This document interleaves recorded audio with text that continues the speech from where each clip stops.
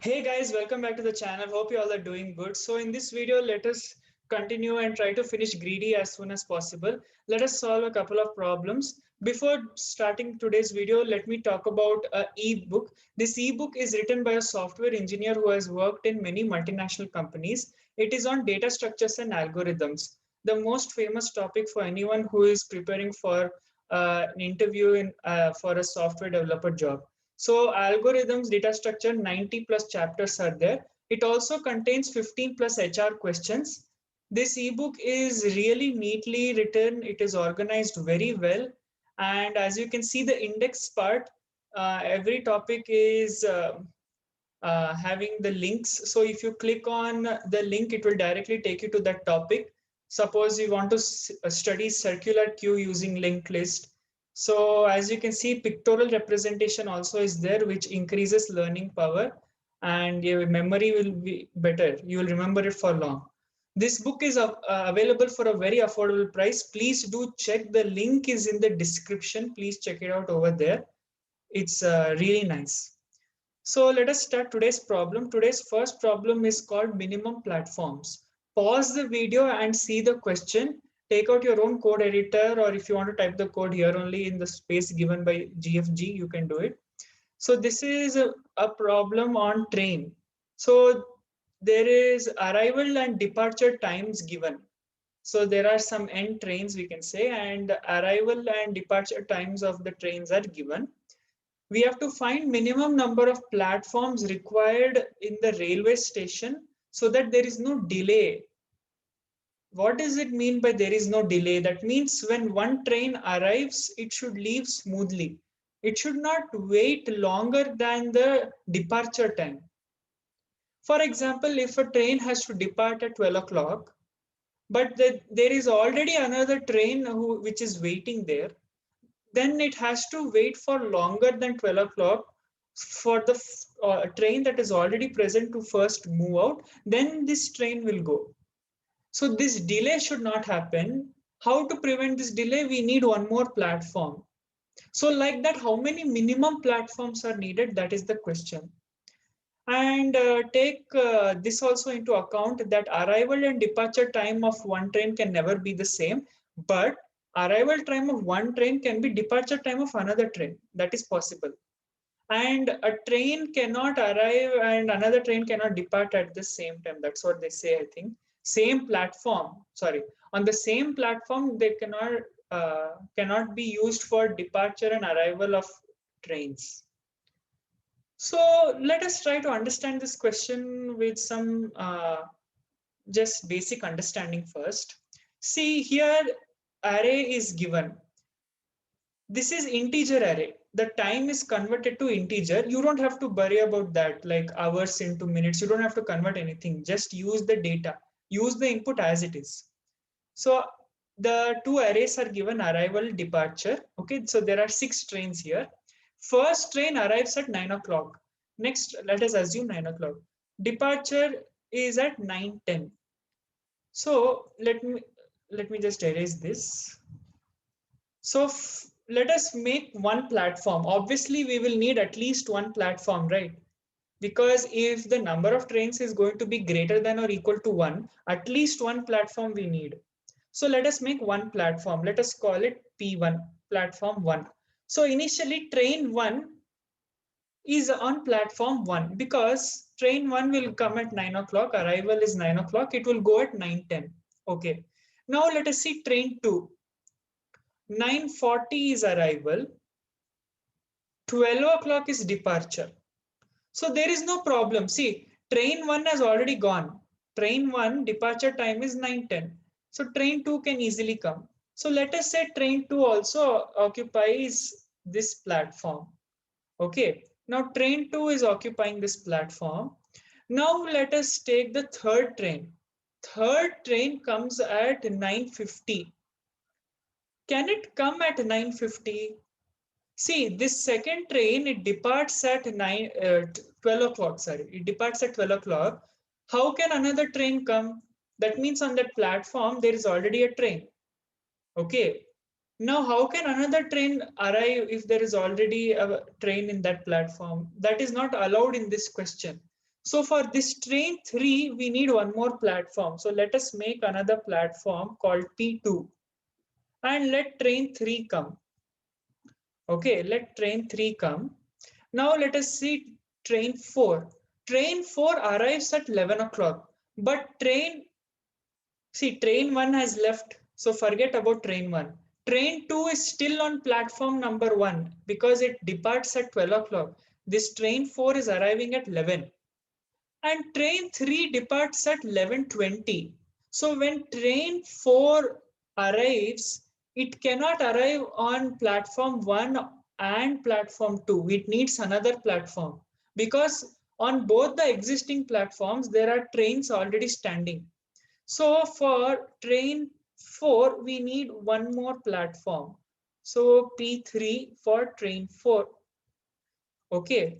So now let us take train 5. It arrives at 3 o'clock. Let us say this is 3 o'clock. It arrives at 3 o'clock. Now when it arrives at 3 o'clock, this train 2 departed at 12 o'clock. So train 2 is gone from platform number 1. Train 3 is also gone. Train 4 is also gone. So train 5, let us say train 5 goes on platform number 1. Now train 6 arrives at 6 o'clock. See, train number 5 departs at 7 o'clock. Train 6 arrives at 6 o'clock. So train 6 cannot arrive at platform number 1 because train 5 is already there. It needs one more platform. But there are two platforms available. Train 3 is gone from platform 2. Train 4 is also gone. So we will put train 6 in platform 2 or 3, wherever it is possible. So totally we need only 3 platforms. Okay. So this was just an oral answer. I just gave the answer orally. But how to solve these kind of problems? How to solve this problem in general? How to solve this? In this entire explanation, we did not actually bother when a particular train, when it is going and coming. We are actually bothered about the time. Here, the trick to solve this problem is you should look at it in terms of time, not in terms of which train is going, which train is coming. Then you won't be able to solve the problem efficiently. If you want to solve the problem efficiently, you have to look at it in terms of time. So at what time is a train going to come and a train going to go? It need not necessarily be the same train. One train can arrive, another train can depart. So train is not important. The time is important. So we should go according to the time. So what does it mean we should go according to the time? It will be beneficial for us if arrival times are sorted in increasing order and departure times are sorted in increasing order, because then we can do something with that. We can apply two-pointer method and we can count how many extra platforms we need. By sorting the arrays, by sorting the arrival time and departure time, we are automatically trying to find out minimum value only. But automatically we are trying to find out minimum platforms. So what is the code actually? You can code it by yourself if you understand why we should sort it. You can ask me, if you sort the arrays, then the arrival and departure time for a particular train will be misplaced because index will change. We are not bothered about which train is there. We are only bothered about the time frame. From, like, you should take it in terms of the entire day. See, they say train will arrive and go out in the same day. So look at it in terms of time, not in terms of train.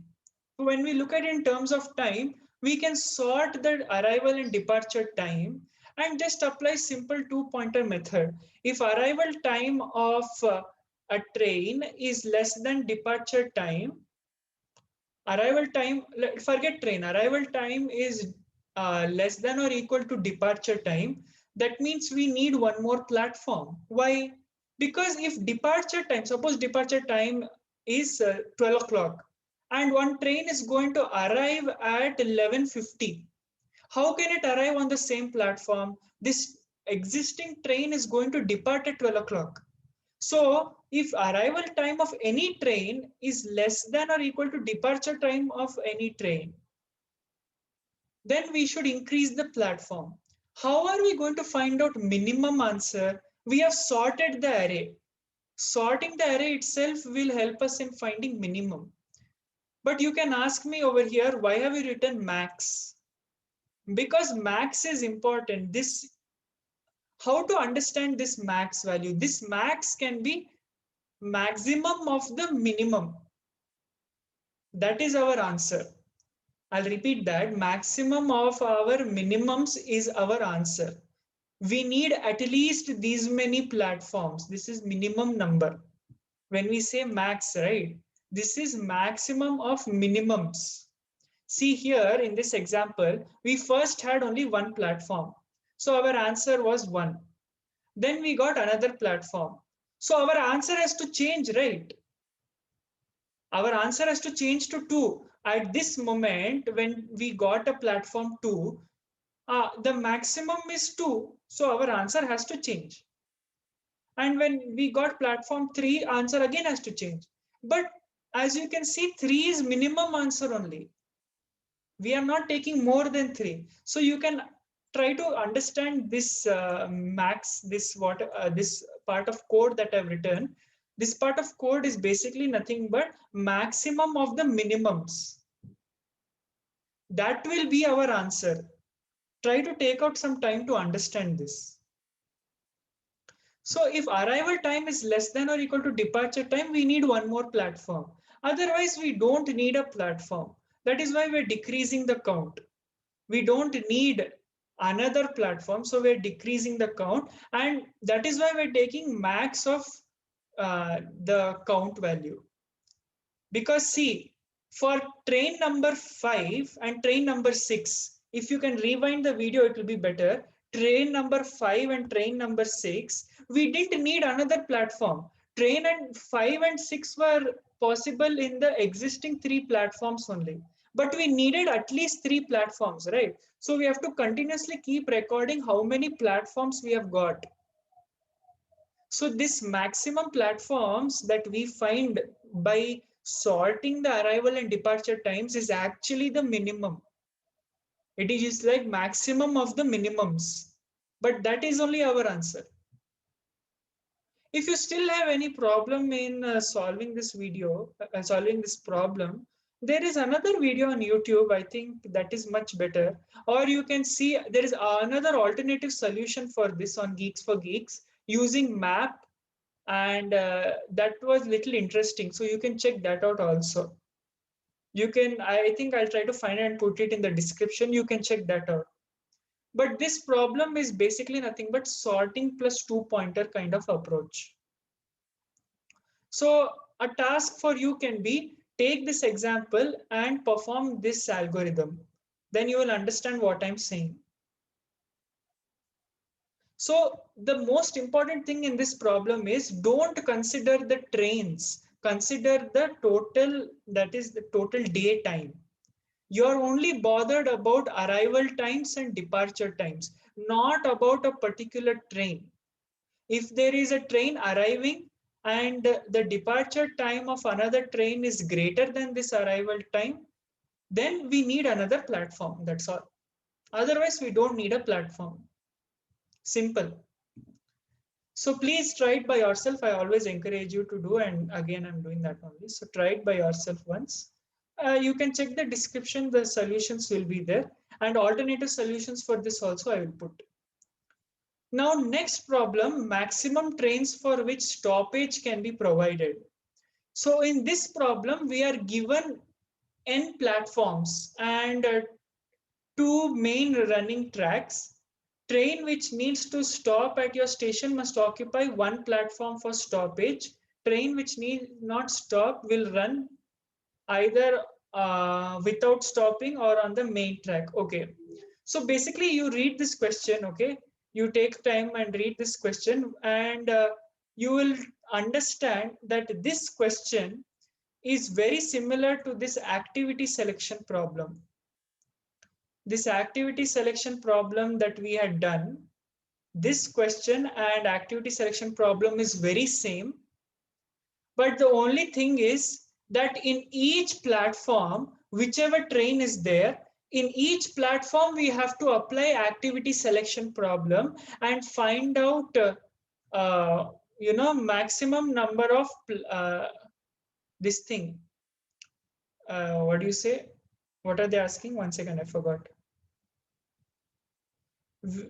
We have to tell maximum number of trains for which we can provide stoppage. So for each platform, we have to find out maximum, we have to find out the minimum. And how to do that? It is basically done with activity selection problem. So for each platform, we have to apply activity selection problem. This article written by Geeks for Geeks is very nice. You can refer to this only. And actually, there is no place for me to solve it. So you can refer to this only. It is explained very well. So the only thing in this problem is if you get to know what you have to do, you have to apply activity selection technique in each and every platform. In the n platforms, you have to do it n times. So activity selection problem n times you have to do. Means you have to find out maximum number of trains that can be accommodated in that particular platform. In activity selection problem, what we were doing? We were finding maximum number of meetings, right? We have already solved this problem. I'll put the link in the end of the video, I think somewhere it will come. We have solved this activity selection problem. There it was maximum number of meetings. Here it will be maximum, if I told minimum, sorry, it is maximum number of trains that can be accommodated in that platform. So this GFG code that they have written, they have explained it very well. Actually, it is nice. Please look at this code. You will understand it.